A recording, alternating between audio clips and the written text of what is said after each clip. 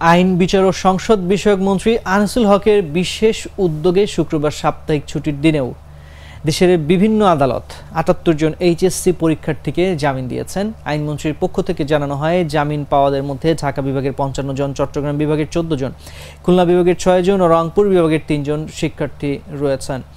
কোটা আন্দোলন ঘিরে সাম্প্রতিক সহিংসতা ও নাশকতামূলক কর্মকাণ্ডের পরিপ্রেক্ষিতে দায়ের করা বিভিন্ন মামলায় গ্রেফতার এইচএসসি পরীক্ষার্থীদের পরীক্ষার কথা বিবেচনা নিয়ে আইনমন্ত্রী তাদের জামিনের বিশেষ উদ্যোগ নেন। এজন্য তিনি শিক্ষার্থীদের দ্রুত জামিন দেওয়ার ব্যাপারে উদ্যোগী হতে সারা দেশে প্রসিকিউশন টিমকে নির্দেশনা দিয়েছেন। এই নির্দেশনার পরিপ্রেক্ষিতে শুক্রবার ছুটির দিনেও ঢাকা সিএমএম আদালত থেকে ৩৭ জন এবং চিফ জুডিশিয়াল ম্যাজিস্ট্রেট আদালত থেকে ৫ জন পরীক্ষার্থী জামিন পেয়েছেন।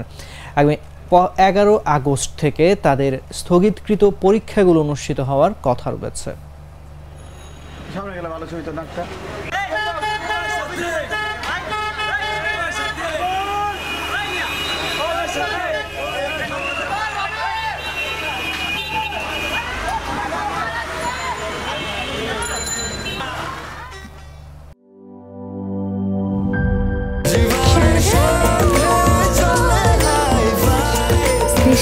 স্বাস্থ্যকর অল টাইম ফ্যামিলি কেক, সব সময় অল টাইম হেলদি লাইফ।